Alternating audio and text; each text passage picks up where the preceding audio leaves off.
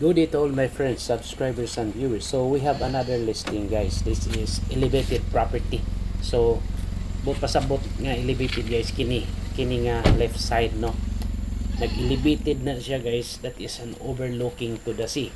So the size is 1,914 square meters for 2,000 pesos per square meter. Very close from National Highway. Dool ra gyud kaayo, mga 150 meters from National Highway. Located in Barangay Cabantian Hills, Gindulman, Bohol. So diri dapitas Cabantian, guys. Nindot kayo siya kuanan kanang mag-jogging or very fresh air gyud. Nindot siya. So this is ideal for a mountain resort development. So imagine, that is 1,914 square meters. Very nice property. Kini nag-elevated at the left side, no. Atong makita, guys. So mo na siya, no. Mo na yung property. Then walking distance to the highway and to the beaches. Pwede siya sa mga beach. So diri kini, guys, ang uban na yung daghang mo jogging diri. Fresh air gid kayo ni. Paingon na nga tos babaw. That is part of Cabantian Hills. So basta ang araw mga hapon na may daghang mag walking, basta nindot kayo sa Cabantian Hills gid, guys, no.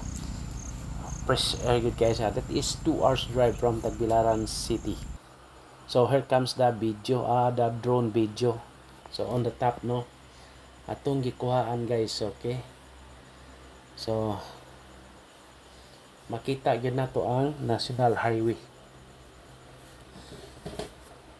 Basta kini mga kahoy, no, kini this one, no, that one. So that is part, pero kining naimo lagi coral, it's not part of the property. Kanang gawa sa coral, this one, no. Wala siya ni curve o gamay, but still this all, no, ana mga kahoy. So that is part of the property. So nindot gyud kayo pod, guys, no. So 2,000 pesos may ginangyo ay ragod ta, negotiable man. So magkuan lang ta, mag-final lang ta, guys, kung just in case you are interested to buy this property. So water, electricity, signal are available. So available tanan.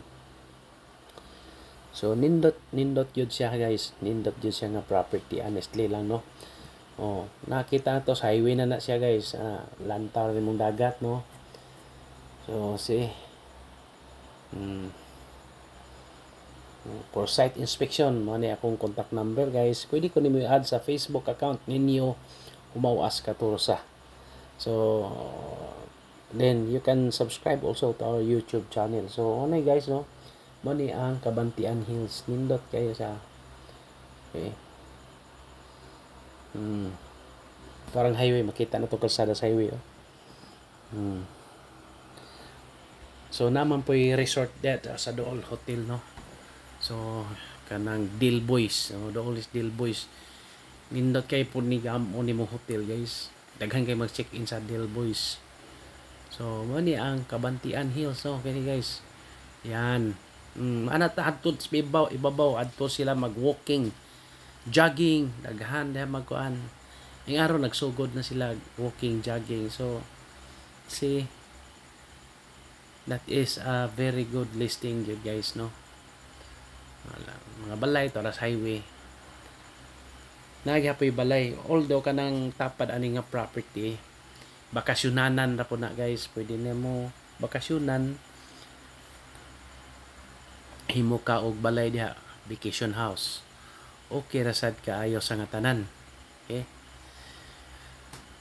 again, for inquiries, just contact me and please subscribe our YouTube channel. We will process transfer of title. So pwede ta mo transfer og title.